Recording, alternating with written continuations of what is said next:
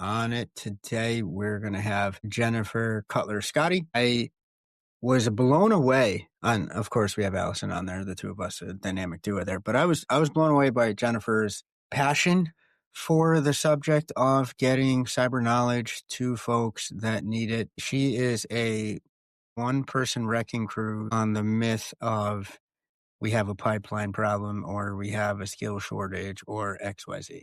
She definitely gets into exactly what the problems are and how to best address them in order to get skilled individuals that want to break into cyber jobs, and therefore ameliorating the wild, rampant burnout that can be evidenced in the cyber profession. And I just, when you talk to someone, you can just tell that they're a good human being.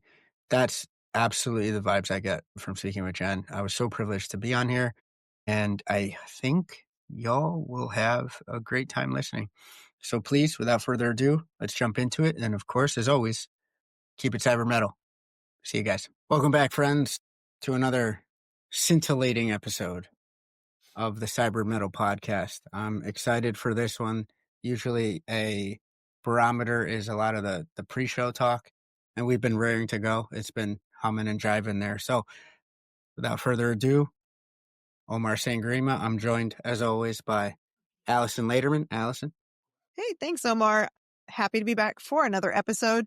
We are totally excited to be here today with Jennifer Cutler-Scotti, and she is the Assistant Director of the Texas A&M Institute of Data Science. And before we get started off, as we always do, we're going to give you our normal disclaimer that even though I'm a lawyer and Omar is a cybersecurity expert, and Jennifer is an education specialist in her field, we are not your lawyer, cybersecurity expert, or education specialist, but we are here to share with you our experiences, what we have seen in our organizations, with our businesses, and just through our own personal lives, and have an actual meaningful human conversation about the topics. And today's topic, we're actually really excited to go into with Jennifer in particular, which is something that is near and dear to what we are all seeing in the field of cybersecurity right now that is quite critical. What we're seeing is an erosion of those entry-level opportunities. We're seeing where people are going, wait a minute, how do I have entry level at 3 to 5 years experience, which in and of itself is not entry level by definition. And what are the schools doing to help address that really large gap? Because you don't want to go to school, get a degree, and then not get a job. That's the whole point. You've gotten your education and now you need to pay for it and be in the field you went to school for. And so that's kind of where we're going to start with today. Well, I am super duper excited to be here with you guys. Allison, like I emailed you earlier, I was like, oh gosh, I'm super nervous. But I know just, anytime you and I talk, we go everywhere. And so hopefully we will keep it slightly contained for your audience today, because we can go so many different directions. And you are 100% right. This is something my students and, all students out there that are a big passion point of mine. A little bit of a background. I'm Texas A&M class of 2001. Whoop. Hopefully we do good in the next couple of weeks. Our first, playoff berth in very, very long time, I will say. Yes. I currently am the associate director at the Texas A&M Institute of Data Science. Prior to that, I was actually with the Texas A&M Cybersecurity Center, doing very similar things that I now do at the Institute.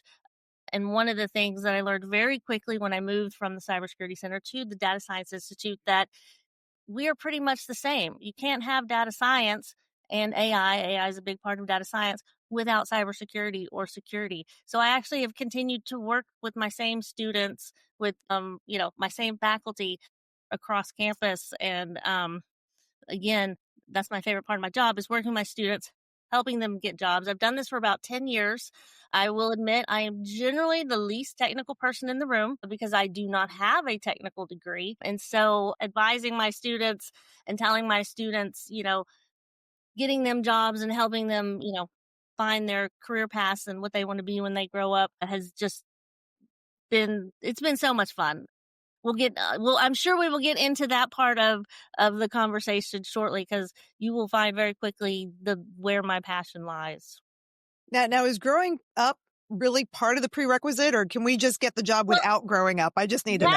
That is the first thing that I tell my students. That's the first question I ask. what do you want to be when you grow up? And they always give that deer in the headlight looks like, oh Mm, my God, I don't know. I haven't Right. even figured that out yet. And then I tell them, like, it's okay. I don't even know what I want to be when I grow up. It's like, that's right. I ask that question so that you at least can start thinking about a direction. Mm. And Right. sometimes you have 40 directions, but at least you've narrowed it down. Maybe rephrase it as, what do you want to do to help bring in an income, or what professional? But looking at it that way, right? And so that's a good question. We'll start with this. So how do you, when students say, I want to be in cybersecurity, how do you help break it to them that cyber is a really big field, and help them really kind of pick which lane that might fit their interests best so that they are aligned for success? Well, and what again, then the next question I ask is, are you a people person or are you a computer person? Because as everybody, especially at least listening to this podcast, knows, cyber is not just the technical, the computers. I mean, it ranges all the way from non-technical to, the guy behind the computer hacking and protecting, the network. And so I always ask them, what do you enjoy doing? Do you enjoy being the guy behind the computer, creating the network, securing the network? I said, or do you actually enjoy being the person in the front office, telling the CEO, hey, we have a problem. We need to spend this much money to fix it. Or, hey, this is, these are things that we need to do or change, policy, making policy and laws and regulations. Cybersecurity has been the buzzword for, 10 or 15 years now, but we are still very far behind on having, solid laws, regulations, and policies, simply because it changes almost on a daily/yearly basis. So that's what I start them to thinking, what do you enjoy doing? Are you the people person that wants to be talking to the people, interacting with the people, or are you more of the behind the scenes computer technician, networking guy or gal? And I think that helps really kind of funnel them into the different areas that they Yeah. might be interested in. Are you finding, though, with the current work environment, that there is a bit of the crossover, that even if you're not a people person, you're still going to have some of those people skills, those soft skills? Or is it really still those two lanes? Because I know originally it used to be thought of as no people, people. Where do you want to be? Mm. Right. But I'm starting to see a lot more of that crossover. Are you seeing that as well with the students and with the profession as they're starting to go out and get jobs? Most definitely, and it's probably more dependent on the size of the company they go work for. Because obviously, if you go work for the big guys, they have the people that take care of the, operation functions and creating the presentations and why we should do this and why we shouldn't do that. And then they have the whole team of guys behind and gals behind the scene. But something that is always impressive to me is our students, my students at least. And so I'm going to assume that it is this generation. They actually truly do want to make the world a better place. And Right. that they are realizing and they are seeing that it's the small to medium companies that need help and that need people with, their skills that they are getting and growing. And so they are learning. Maybe I'm not the best people person, but I do want to improve my people skills. I do want to improve, my communication skills, because I'm an engineer, a tech person. I have to bring my explanations, my conversations down to speak to the lay people, the people like Mhm. me, to understand and get what they're trying to explain to them. And I think that's where you and I have really connected a lot around those topics, right? Which is when we were talking about like accolade certifications and our training materials. What I love about what Texas A&M does is it really looks for giving those students those experiences and really working with the community to give back to the community, but as well the student experiences. Do you mind sharing a little bit about how you guys do that? Because I know it's different than from a lot of universities, and I just love the things that we have discussed before in that area. Yes. So that has been an A&M culture thing for as long as A&M has been A&M.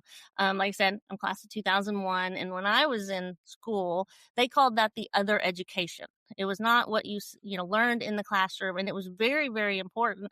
A&M has always encouraged our students to go out, do extracurricular activities, do you know educate yourself on things other than just what you're learning in your degree path. Become more of a well-rounded person.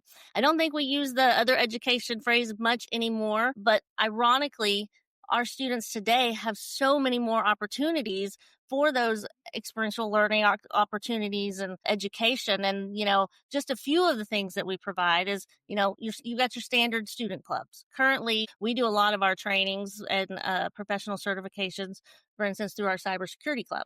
And they are wonderful. Like I will try to keep this one short, but our students are so fabulous. They do everything.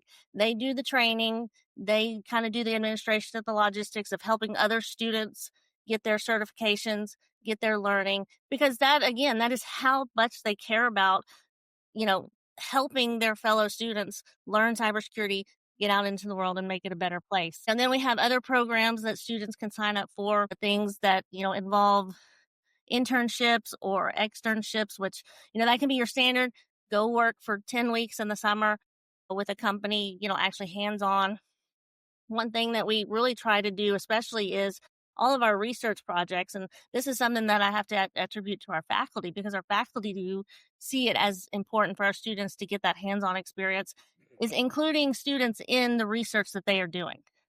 So most faculty, if not all of our faculty, when they are writing a research grant, when they are doing a research project, they will have 1 or 2, sometimes 5 or 10 students, and not just PhD students. They will have undergrad students working with them to figure out these world problems that they're getting lots of money to solve through grants and stuff.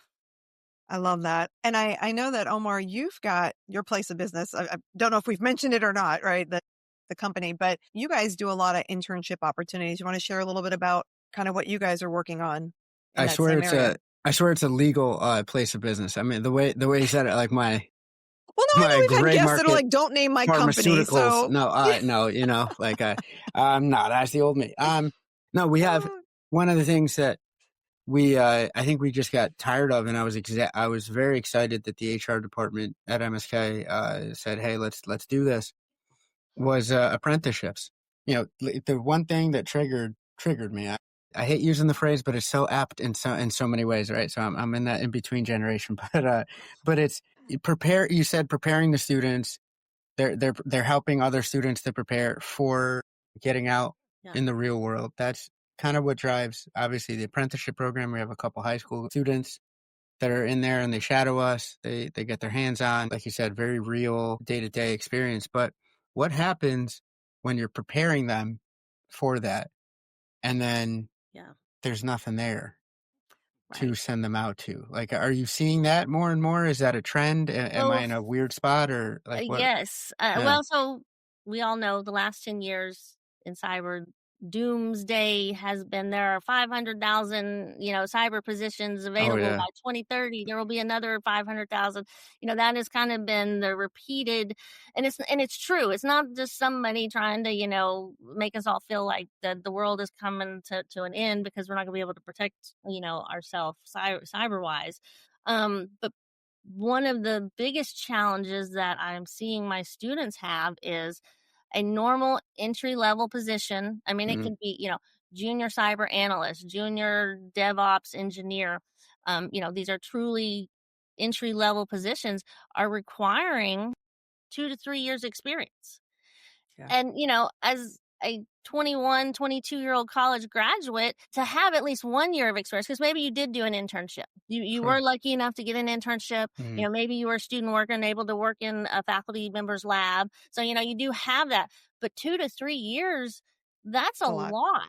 It's hard. I mean, that is, to me, you're not really an entry level person. That's at mid, that point. Right? Aren't you? Isn't like 2 to 3 the next kind of tier?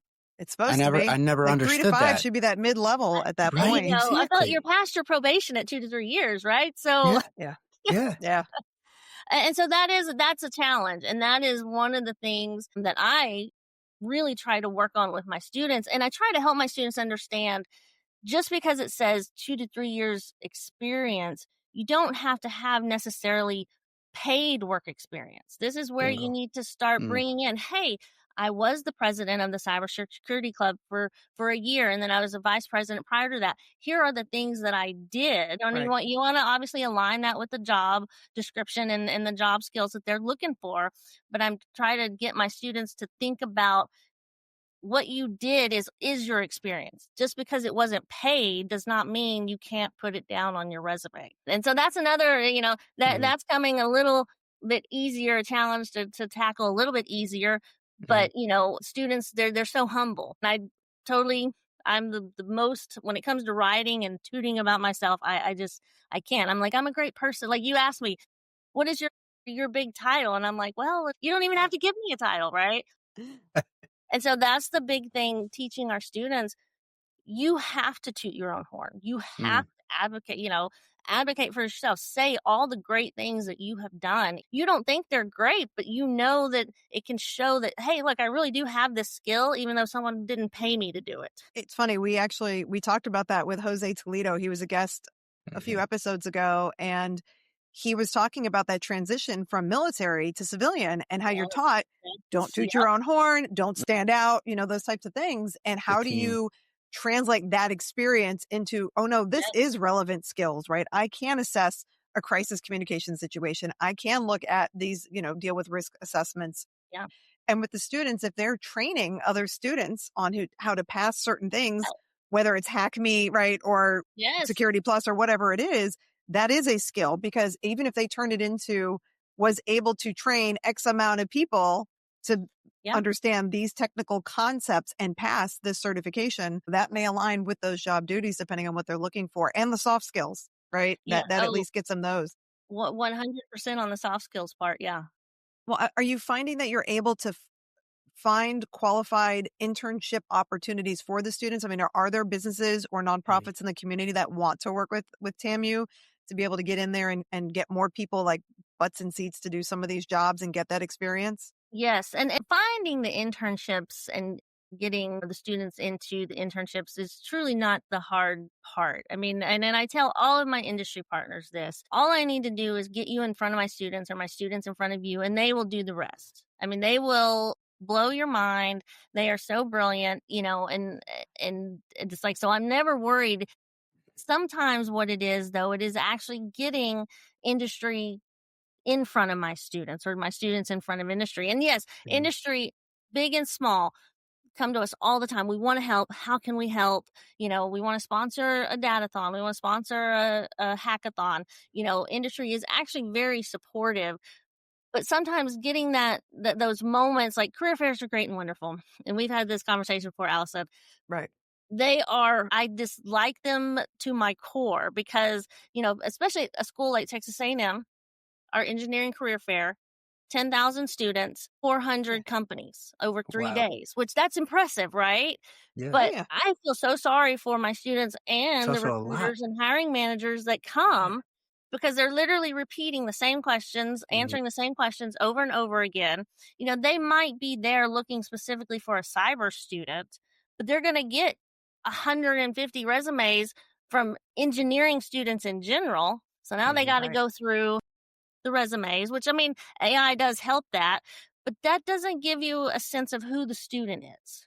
What we really need industry folks. And I tell all my recruiters, I tell all my hiring managers, I tell all my alumni that call me and are like, hey, how do I give back? How do I help? Come talk to my students.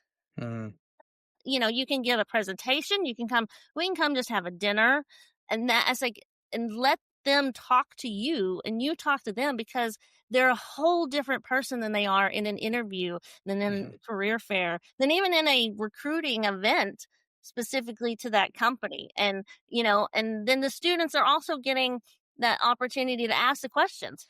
Hey, I'm interested in this. I want to do this for a living.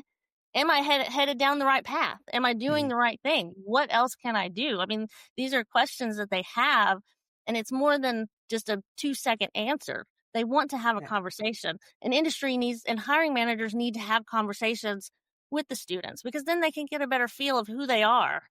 Anyway, that's my strong opinion on that one. I think you're covering something that, and it's funny because I think Allison, you, myself, we know folks in the industry want to do this, but it's like ships in the night in terms of finding those outlets and going, where can I be, most effective? To your point, having that conversation, coming back and in a small group setting on giving you the real, hey, do this, don't do that, or based on what you told me you want to get into, or judging from, you're not going to find this in a textbook. They're not going to say it online, but here's real industry, knowledge, just the stuff that you're going to get by being in there. I know folks in my industry, like you mentioned, Allison, Jose would love to do that. I bet you there's a couple outlets that he's, it's just, where's that disconnect happening, do you think then? Like, is it like on what side of it? How do we ameliorate it? Like, what are your thoughts there? I don't think there's one answer to that Mm, that question. I know, for instance, at Texas A&M, again, you hire any of our students, and in whatever degree they get, whatever field you're in, you hire one of our students, you are getting a student with a quality education that, knows what they're talking about and doing, as a recent college graduate. So, that's a lot of what, when people are coming to recruit at A&M, that they're going off of that. So they don't mm, necessarily feel the need to have these deeper, more detailed conversations. But A&M is so big, and I feel like this is probably like University of Texas is huge, even mm, Texas Tech, those are just Texas schools, right? mm, Me as an industry person, me as a no-name industry person, like everybody, Amazon, Google, Facebook, they don't have to recruit. They could just not go on a single college campus and they would still get 500 applications per job, right? mm, Those guys, we're not really talking about those guys. We're talking about the medium to small, but especially small companies. mm, They don't know where to start. Who do I talk to even get on campus and get in front of students? And really, and I hate to say this, but the answer is you just go and you figure it out. You go and Do the work. What's the worst that could? you out to the True. Career Center and say, hey, this is what we want. Career Mhm. Center, like I know the A&M Career Center is fabulous. I have a great relationship with them. They always send people my way, pass people my way. Go to the department of, computer science. We want the more technical cyber kiddos. Sure. Computer science. I mean, like anywhere you start on a university campus, because they want you to hire their students. We want you to hire our students. They are going to help you get in front of students. And then you start building those relationships. And, here, let me introduce you to our cybersecurity club. They do events and you can get involved with them. By the way, we have a women in cybersecurity club as well. We also have a Aggies in coding. So like you have to go and have the conversation with somebody. And again, I'll warn everybody, a school like Texas A&M, very big, very huge. But trust me, once you start building those relationships, it's going to be well worth it. I was like, if somebody were to try to reach out to someone at Texas A&M, where's a good place to just start so that they aren't overwhelmed with that process? I would say, so if you generally looking to hire, a career center at any college is probably the best place to start, because they do know and have at least the best contacts, on the phone. You want to hire cyber? Here's cyber. You want to hire someone in policy? Here, talk to this department. Oh, you want to talk to someone more on the networking side? So career centers are always the best spot to start. Again, student clubs, because that is a direct contact to students, is helping the student clubs. And again, kind of like what I was talking about, A&M has always had the culture of the other education of building our students up outside of the classroom. And the way A&M does our student clubs is they are fully 100% student run, developed. I mean, they all have a faculty advisor to make sure, they don't cross the lines that they shouldn't, and they know how to do things legally and correctly. But all of our student clubs are students 100%. Everything they do, all of the sponsorships they get, students are talking to those industry directly.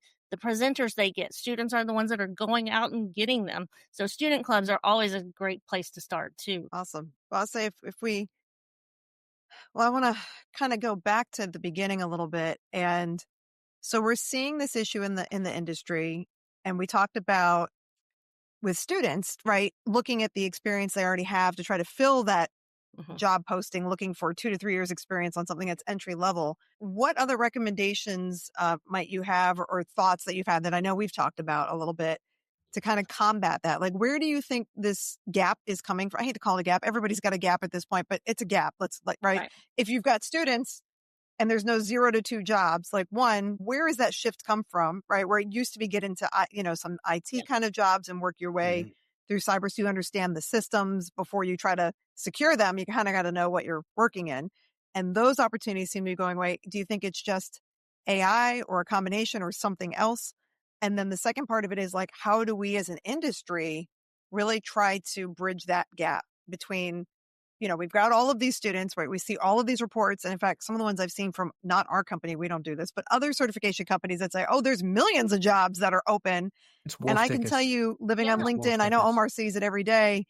No. We're seeing tons of people, especially high level people now. We see entry level people saying, I can't get a job. I can't get an internship. I can't pay my bills. And we're seeing high level people going, I've been outsourced and downsized and let go. And so it's an interesting disconnect between what some people are putting out as there's these jobs and then other people going, there's not. And yet we know there's a need. We know our businesses, especially small, medium businesses, are not cyber resilient. So it's a weird mix of numbers. How do we as an industry really start to look at the problem? Kind of what lenses should we look at it? And then what are some solutions of trying to get this more in alignment? Because there really does seem to be a huge disconnect between lots of jobs, not a lot of jobs, people without them, and companies that don't even have the positions or even the outsourcing for those, but probably should be, right? So there could be jobs, but they're not currently there. Right. So I think the leaning towards an entry level job is 2 to 3 years experience minimum kind of started with no companies, think back 10 years ago, 15 years ago, they were not cyber ready. They were not cyber resilient. They were not, it was, we're going to cross our fingers and hope for the best and hope, that is, it sounds 10 years ago? horrible. That's I mean, the truth. it's still, And I'll a say lot it's of still. companies it's kind of like that because again, hey, Allison, you know this, and we work with a lot of startups, through A&M, our A&M Innovation Office. We work with, the local community businesses. A cyber assessment of your company can cost $30,000 to $40,000, and that's just to say you really need to get you some cyber security on your system, right? That's going to stick with me because that's truly what you end up getting at the end of this is like, here's 30 racks. And by the way, it's worse than you thought. You can pay me to do better. Yeah. Call me later. No, exactly. But is there an opportunity though for students to work with some of the local small businesses to not charge them 30 grand and use it as a training experiential exercise with a platform like something like Mirror IQ that is secure, that isn't using AI, that's making the students think through the process, apply the GRC concepts, and at the end of the day, have the ability to give some recommendations for a company who otherwise wouldn't have access to any of that, something to think about as to how do we plan for resilience for the organization? And the answer wholeheartedly from me is yes. And in fact, one of the extracurricular type things that we have done, and it is not a permanent thing because education, higher ed, academia move very, very slowly. So even just to create a class, it's going to take me 2 years to get it to create the curriculum, get it on the approval list, get it through the approval list. But we do have ways to kind of get around that. We can do special topics. We can do, seminar classes. So we have actually done a class. We went out into the community and we looked for a small business and said, hey, if you are okay with students doing this with faculty expert, oversight, of course, if you are okay with students doing this, we're going to do it at no cost. We're going to give you a report at the end. We're not going to help you afterwards because that's not what we do, but you're going to give our students hands-on real life experience of what this is. And, you're going to get confirmation that you need more cybersecurity. So we had several small companies come in and say, yes, we would love this. We picked one because the class was going to be small, and it was a very small company. It was a local company. I think they had 6 employees. One of the reasons that we had chosen them was because they had actually been hacked and the owners had some of their retirement basically stolen. Oh. And so, they were very desperate to be like, how do we keep this from happening again? Right. So, and our students loved it. And I think the biggest impact that this made was the students saw how non-cyber secure a company, specifically a small company, is. Again, it was just like, we change our passwords when we need to. Yeah, we, And then but we we put them locked on a the Post-it server up. note and put it under the keyboard. I Hang it up. mean, and the students, they Huh. really got to see not the importance of cybersecurity, but then the importance of knowing where your vulnerabilities are. And they did make recommendations. Hey, this is one of your vulnerabilities. This is something that we recommend. But then they also, that kind of talking about that people side versus the tech side. It's like, how do you explain this to a person who, they don't have the money to go pay for, this huge security software to protect everything, because even if they did, they don't necessarily have the skills to install it and How are they going to admin it? maintain it. And so that within itself was a huge value. And so that's something that we want to do more of. But again, it's kind of one of those, we can't just put together a class because, our faculty, it's their time, their money, Right. the students, some of the things, our students have to fit the class into, they have a core set of classes that they're supposed to take. There are set classes that they have to take, with their degree. So taking that extra class sometimes is not necessarily possible. So that's why we would want to really get it into the whole, permanent class roster. But again, we're working on stuff like that, and it does take time, and there's not a quick and easy button is to No, I think that's accurate. This is a long-term problem that it took a while to get to this point, yeah, but now it's just very loud. And so we're seeing it, and it's not a quick fix. And I think the fix really is on multiple levels. I think that's brilliant that the students can get in there and see the human side of risk yeah, and resilience and the challenges with that. Cause it's not always money. It's sometimes like, don't push that button. Like, no, I know that don't push the button, but there are some things that you kind of go, wait, what are the humans doing in this particular work environment? What are they not doing? What bad habits have they picked up? As in, yeah, what browsers are they using? Are they yeah, turning, or do they know to turn the basic things on and off? yeah, Are they working with a local IT company to patch the computer systems? Is there right, someone monitoring the traffic at a bare minimum to see who's doing what, where, or if somebody's accidentally clicked a link they shouldn't have? And now is there like an abnormal traffic pattern because somebody's, coming in yeah, ways that they shouldn't be? And for the students to really see that, and theory is great, but when you get to like sit with a real company and you're like, oh, I didn't think that through. yeah. Humans, I think Omar can attest to this. Humans will always not surprise you and surprise you with the level of, "What, did you just do that?"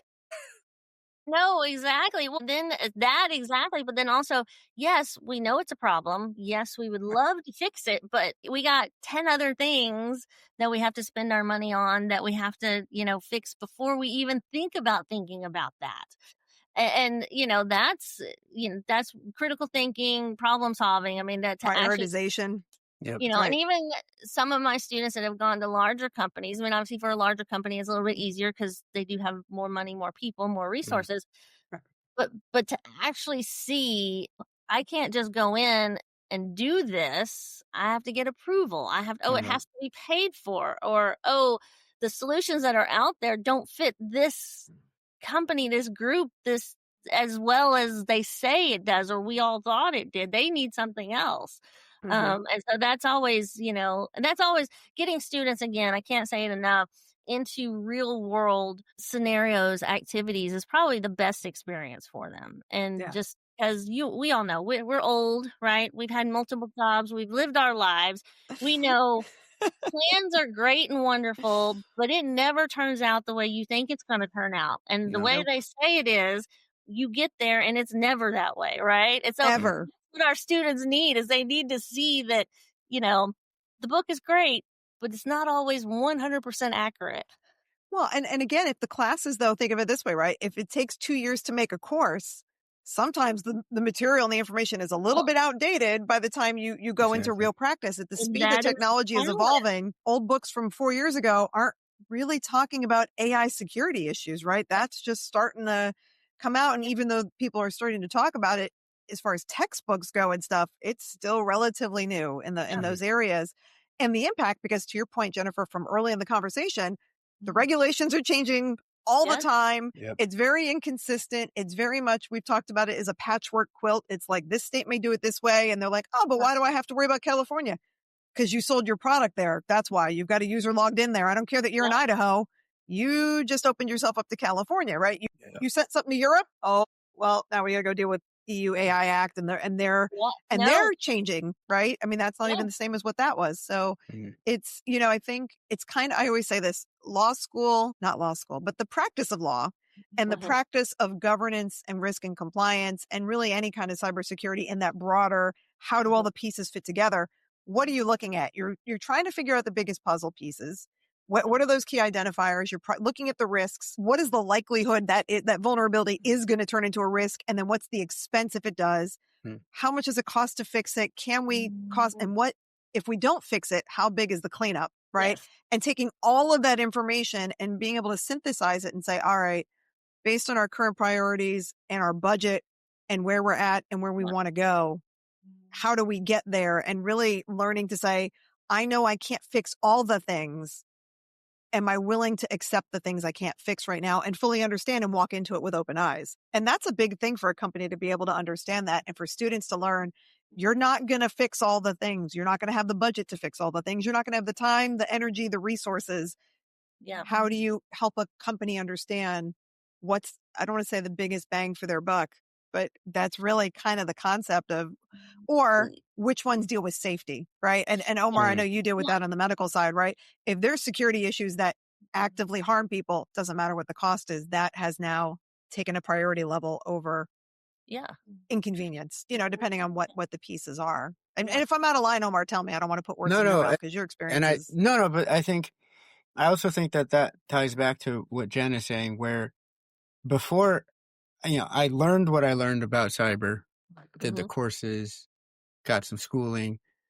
Before I got to the environments that I've worked in a law firm prior, worked in a physical security company before that, now work in a hospital care center.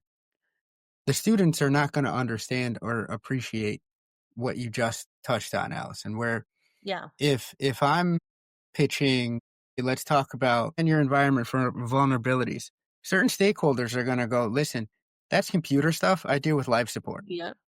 Talk to me. If you're not going to talk to me in that language, I'm not going to want to listen to you. Now, you can do a quick, I'm giving away the trade secrets here, but you can do a quick trick there and go, no, listen, these are the regulations that have to do with patient safety and liability and that arena. Let's talk about that and let's see how we can maybe get your IT environment to support you on that journey. As a student, there's not going to be a lot of material out there that's going to tell you about making that switch. Right. If you see it, like had I seen it 6 years ago when I first started at the hospital, I think, I don't get yelled out of as many rooms, say. Now, everyone here was great, but, they were, patiently waiting for me to stop talking and then, okay, cool, get out of here because you're talking about cyber. Like it's a different, but students aren't going to understand that. Like you said, Jen, the other education or getting seat time or shadowing someone in a specific realm, right? I'm sure it would be different in terms of how I'd have to talk at a bank, still a highly regulated environment, but you want to touch on different things and there's going to be different words that are going to get you past doors and whatnot. So I love what you're doing. I want to make it internet official. If you need an extra set of hands, reach out. I'd love to help with that also, because it goes both ways. I'm sure some of the folks in industry that jump in probably come back to you and say, hey man, that revitalized me. Like this is amazing seeing the energy, right? Yeah. Yeah. Well, I will tell you again, my students blow my mind and impress me on every day. And that is probably like number 2, number 3, exactly what you just said, getting industry here, getting people to see my students. And we're all, again, not to harp on our ages or anything, but you get jaded, you get, cynical, and there's the whole, this younger generation, or I can't believe these are the ones that are taking care of us, right? I actually have hope. I mean, like you come and you talk to our students and again, Aggies are great and wonderful, but they're all across the country because I go to conferences, I go to competitions. And so I get to see more than just Aggies. So as much as I like to say Aggies are the best, they are all really good. They are thinking of these problems and they are seeing these problems and I have so many students that have started their own businesses or they've come up with ideas of if you do it this way in your network, it's more secure. And it's kind of like, I mean, someone like you, Amar, who's been doing this for how many years would go, oh my gosh, Mm-hmm. wow, why Mm-hmm. I didn't even think of that, Exactly. and so they just need that chance to, again, that goes back to the importance of get the students in front of you, get Mm-hmm. you in front of the students, and the students want to learn from you. Mm. I mean, they're sponges, and it's like you can tell them so much, and they're just like, if you tried to have a podcast with a group of my students, you'd probably need a week just to record it and have the conversation with them. You know, they'd have a whole different perspective. Everything that we have talked about, my students would have opinions and Mm-hmm. tell you things, and there would be a whole different perspective than what I'm bringing. Even That sounds like a future episode, huh? I I was think gonna say, well, I I think wasn't gonna so. say anything, but Yeah. you know, No, I could probably get you a That few sounds students to do that that. sounds phenomenal. I we love are doing we are that. open to that. I What mean, you mentioned, for sure. And I have freshmen, like, and it's not just they spent 4 years getting their undergrad, or maybe they've even got their master's. I mean, I have freshmen that are coming out of high school, and again, I'm just like, I feel I was smart and I was intelligent in college, but I'm like, wow, you are like, a superstar. And that's kind of another point that answers several of the questions you've kind of asked throughout this is we need to go back further. College is Mm. great and wonderful, but we need to go back further. We need to start talking about these things, even if it's just talking about the importance of cybersecurity in high school and in middle school. Because I mean, I yep. get my students come to me, and I have lots of students that they exactly what you said, Allison. I want to do cybersecurity. Well, okay, what do you want to do? Because they've heard about it, they've seen it, but getting to college or Mhm. community college or 4-year higher ed institution is the first opportunity that they get to actually learn about it, figure out what part they want to go. Do they want to go policy? Do they want to go technical? We got to step back and go further back and start in high school, start in middle school. And lots of school districts are. And I realize there's not an easy button on this because money, teachers, resources, time, I mean, all of that. But not to, get on my doomsday horse, but our lives depend on this, especially with AI coming up. And I mean, no, the computers don't run the world yet, but, AI is going to be a big part of our lives from this point forward. And yes, humans are going to always be involved, but we need to start teaching the people that are going to be building these systems. Security is important. Thinking ahead, who's going to do it, who's not doing it is, I that think, Jen, we got to is froze. what we need to be We doing. froze up here on you. I think we lost her, Jen. Oh no. Oh, All right. We can always kick her out and have her come back in I think so. because this was Yeah. a good point. I want to hear I about it know. because this is what we Me talked too. about before. Absolutely. So let me see if I can. Oh, there you are. Yeah, Okay. you're back. There we go. So no, as you Okay, were so saying, you though, froze in the middle of said that. something so profound and I know, we were world-changing, like- and I missed it, right? the computers didn't want you to say it. I think it was so important that it was like, nah, this Exactly. is some What was the Skynet last stuff. part y'all heard? You were talking about Mhm. how we really need to start with, and it's funny because this is something Omar and I have been talking about for a lot, about, Mhm. and I think it was actually in our first episode, we were talking about how there really needs to be kind of like when we had computer classes back in the day in elementary school, and it really needs to be more focused on technology safety and paying attention to those things as we're learning and to use those pieces, right? Whether it's learning the basics of cyber resilience and cybersecurity, understanding what AI security is. And nobody's asking for detail, but enough that you combat the apathy with here's why I should care. And here's the basic thing, basic hygiene we should all have when it comes to cyber. And if we don't start that early, it's really hard to get people to care later on when they're like, I've made it this far without it until it kicks them in the nose. Right. Exactly. And so that's actually what you were talking about was education starting earlier.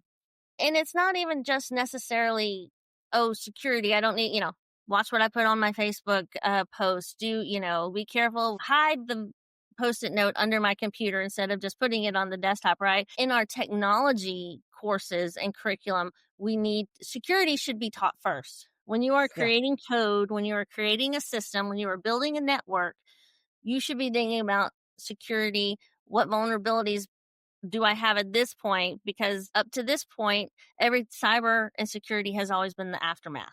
And we're always doing a Band-Aid instead of, and so we're not really fixing the problem. And so that's kind of the importance of you step back further in, high school and middle school, get them thinking about that as they're learning to code, as they're learning to build the networks, as they're learning, it's second nature at that point. And that's important because, again, AI is a big part of our lives, and it's going to just become a bigger part of our lives. And these are the kiddos, my students. These are the ones that are going to be building the AI of tomorrow. And we need that put in before it's released. And then they go, oh, crap, we totally didn't think about that.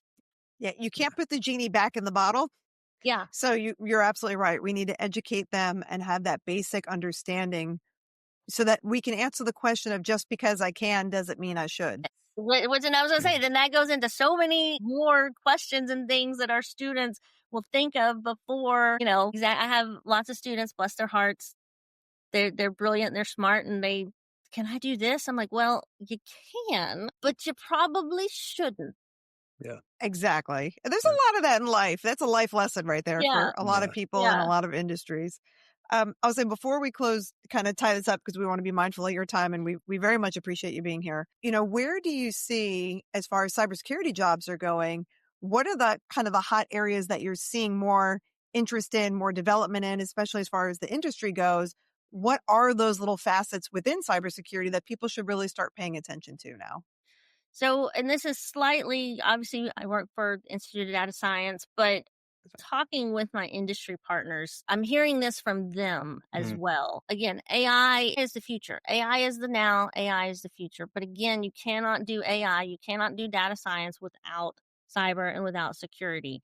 And so that is, in fact, I went to a conference yesterday, and one of the gentlemen that was on a panel, he worked for Intel, that he basically said data science and cybersecurity are two of the most important career paths that any of our students can take. And he also tried to reiterate that it's not just the technical side. You got to understand how it's going to fit into our society, how it's going to fit into a culture, how it's going to, work. And so you can help the lawmakers, you can help the decision makers, you can help the leaders that are, let's build our own, agentic AI that is going to learn off of, Reddit or Facebook but oh yeah, by the way, your proprietary information is also going to be in there.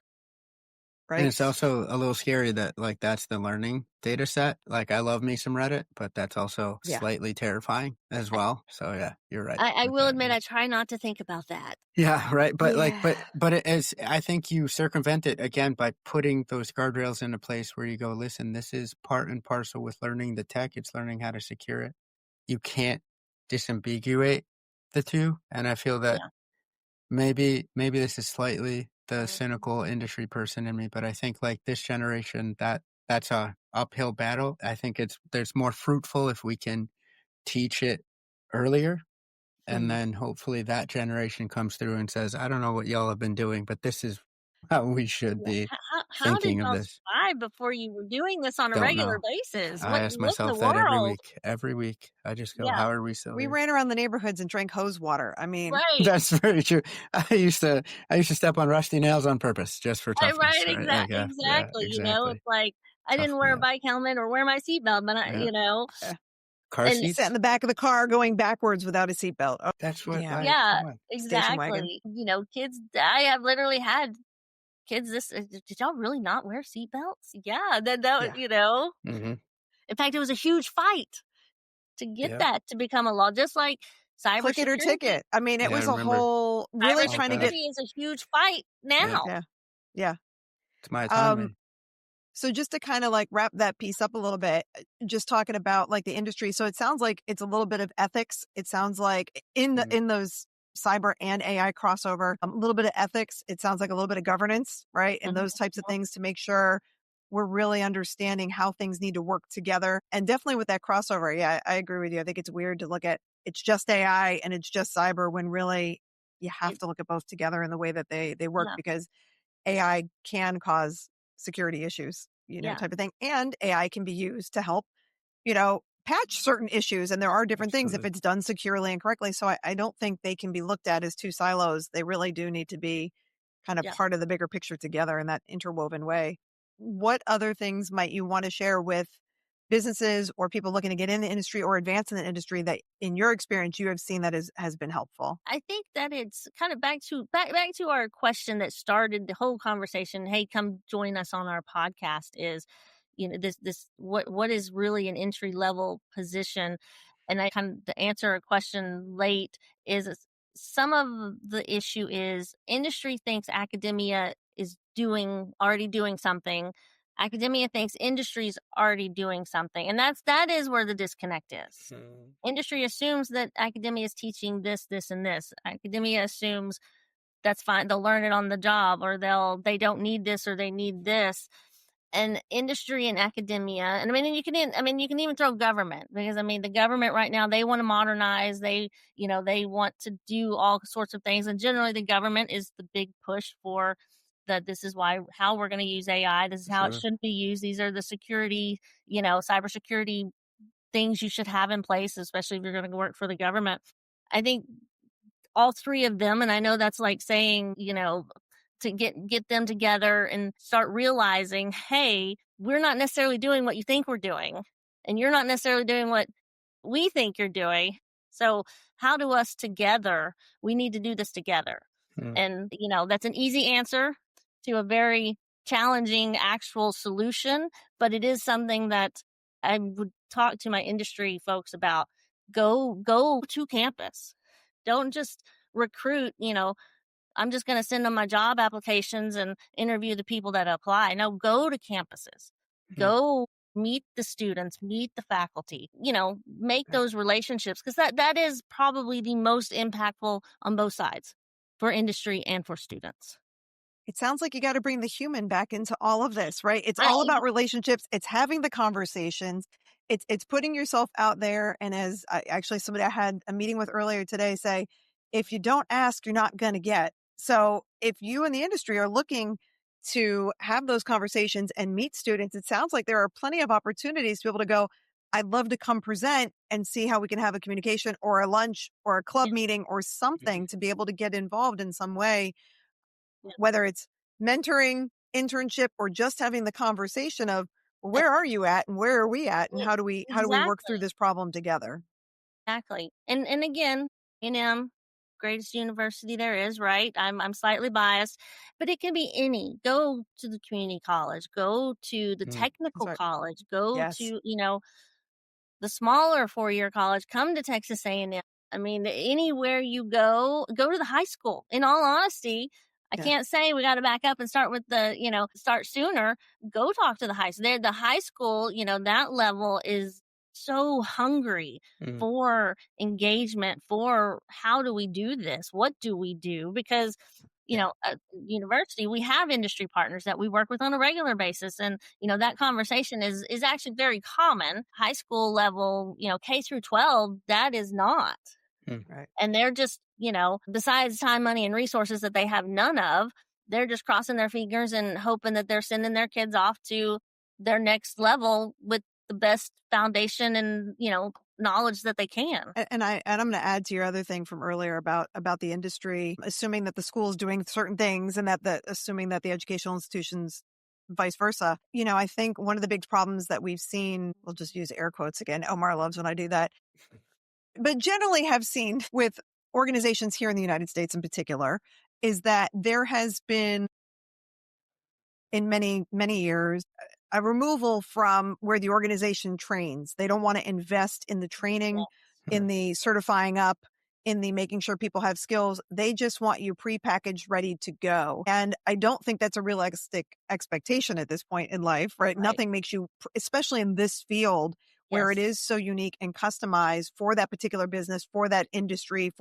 because, right, it's the size of the business, the type of the business, the number of people, the number of money, the number of issues at stake, the type of data, all of that changes what the needs really are and the skill set used, whether you have to communicate high, low, medium, across panels, everything else. And I think we have to go back to basics. We have to go back to humaning. And Yeah. I know companies I get for financial reasons don't want to invest because, oh, you're just going to leave concept, right? Why should I put my money there? Instead of looking at it as, hey, if I invest time in them and I pay them fairly and treat them well, maybe they won't want to leave. They'll want to continue to grow with us. And if Yes. my philosophy has always been, if I train you and you do, I want to train you well enough that you have the opportunity to leave, but I want to treat you well enough that you don't want to. Right. Right. And if there was more of that, I think there would be an easier, a shorter time fix on this, honestly. Yes. But there's that, you train them. No, it's like Omar says, the Scooby-Doo. You do it. You do it. You do it. Yeah, And it's Well, just, I mean, and nobody you does could it. not be more right about anything. Training when the economy is down, a company is needs to save money. Training is one of the first things that they first cut. thing. Yeah. And even I don't want to call it the social stuff, but even the things that raise people's morale, that makes you feel like a community within your company and you want to stay there. That's always the first things that are cut. And in my mind, that is the complete opposite of what you should be doing in times like that, Agreed. obviously. And yeah, and I sound like an old person when I say this generation, they want to know that you want them there. Yeah. They want to I know think we all that want they that in some way. Even the old yeah. people, we want to know that you And want so what we have. Why should I be here you otherwise? invest in them, they are more than likely, and I see this with even just with my students and working with, the institute. It's like I'm investing in students, and so students come to us because they want to now work with us because they know we are investing in students. Exactly what you're saying. Invest in your employees, and they're going to want to stay. People are going to want to come work for you, and then maybe you'll be the next Amazon, and you don't even have to recruit because everybody knows that you're such a great place to work for, right? That's right. But yeah, that is a huge that could be like a whole other podcast, literally in For general sure. topic, right? Yeah. Didn't we tell you this would go easy? You were worried. Exactly. We're like, But- don't worry. We're going to talk for 30 minutes. We are now at 58 minutes. And so, Absolutely, yeah.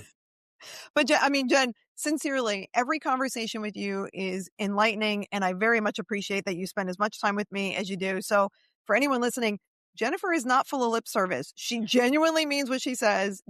We have had these conversations. If she's saying, come talk to our students, please, as part of the industry, take her up on that opportunity, right? Yes. Come see what is out there. These are young people that have grown up with technology in their lives from day one. And if they're in this field and they want to do it, they really want to do it. And they want to make those connections and they want to understand what's going on. And hopefully they will help us get out of the holes that we are digging for ourselves.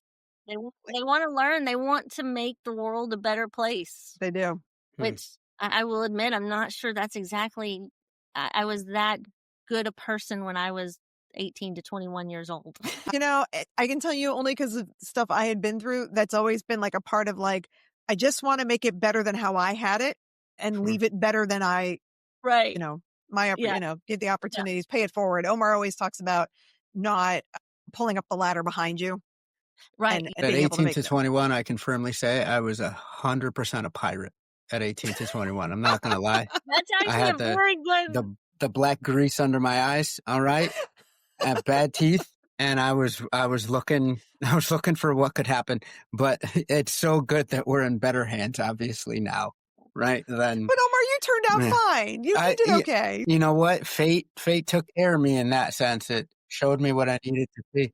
We got a few pirates in this generation too. Sure. But again, if we start, investing in them, we'll get more Omars than we will, Right? Give the cats the saucers of milk and they won't turn into pumas or jaguars, right? They'll be nice cats.